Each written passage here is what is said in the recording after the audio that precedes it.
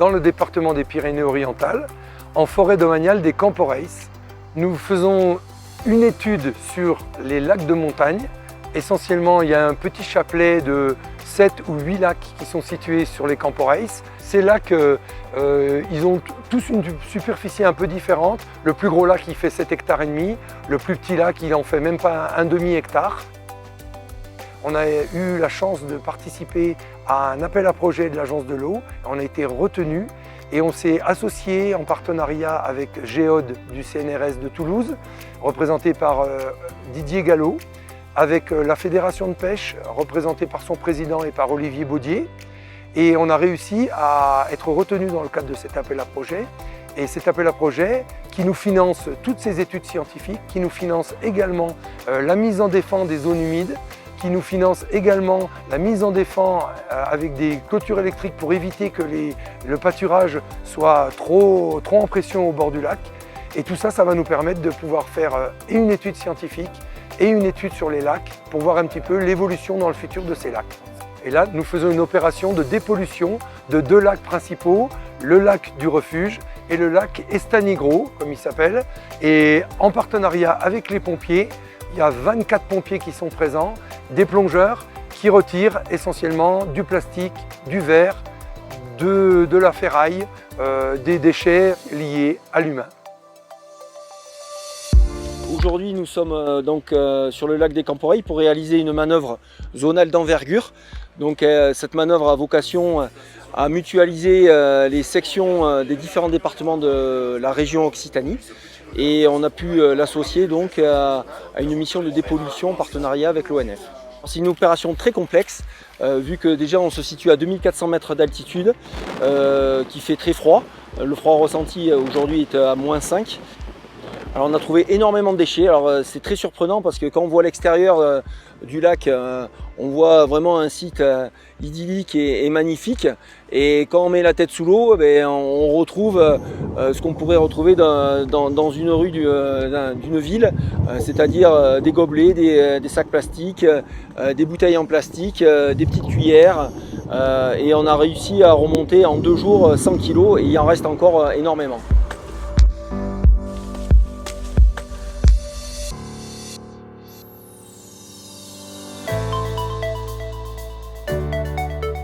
Cette zone humide, elle a été identifiée depuis très longtemps. Il y a un sentier qui longe cette zone humide et ce sentier ne peut pas être utilisé par les VTT. Et les VTT, ils ont trouvé la seule chose, c'est de traverser la zone humide. Donc maintenant, avec les véhicules à assistance électrique, ils passent d'autant plus facilement et ils n'ont plus besoin de faire beaucoup d'efforts. Et ils traversent la zone humide et donc c'est tassé, c'est abîmé. Donc on a décidé dans le cadre de ce financement de pouvoir mettre en défense avec l'unité de production travaux de l'ONF une zone de 35 mètres linéaires où on protège la zone humide.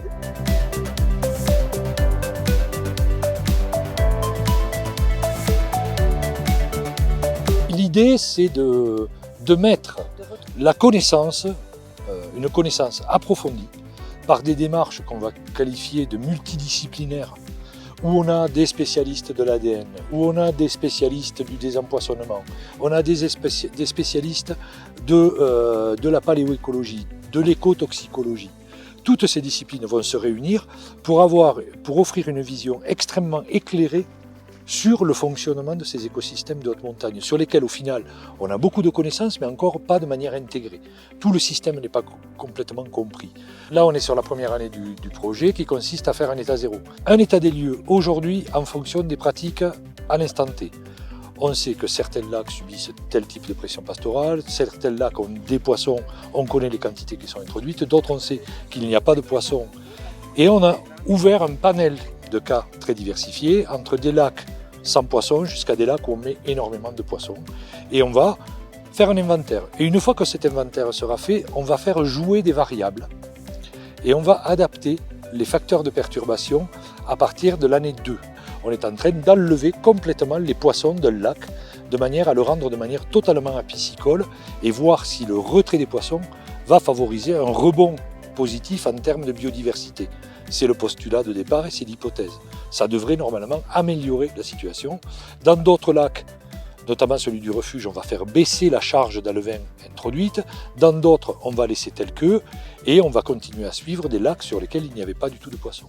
Mais sur ce lac-ci aussi, on va jouer sur le facteur pastoral, c'est-à-dire qu'on va mettre un exclos au printemps prochain. L'ONF va installer une clôture qui va exclure le troupeau du bassin versant, de manière à ce qu'il n'y ait plus de nutriments qui arrivent dans le lac.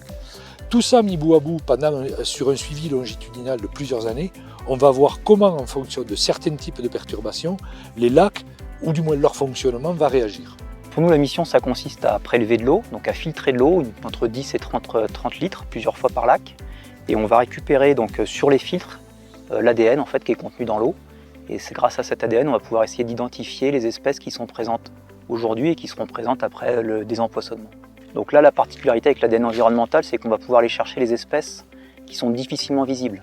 Donc par exemple les microbes et aussi des pathogènes, comme les helminthes ou d'autres types de pathogènes qu'on peut retrouver dans le bétail par exemple.